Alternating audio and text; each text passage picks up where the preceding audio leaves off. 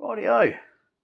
So one of those jobs you do while you're already doing another job is cleaning up stuff that you come across.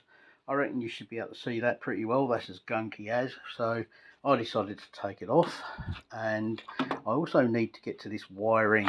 I'm not happy with the wiring from the reverse lever and reversing switch. This is where it comes out.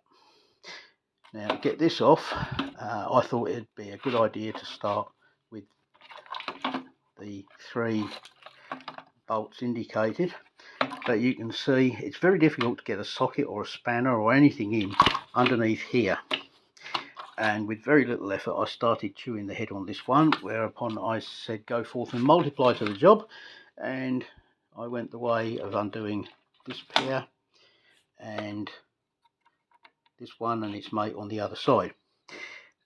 These are as fiddly as all get out, but you can get an Allen screw to them. Those ones are a piece of cake.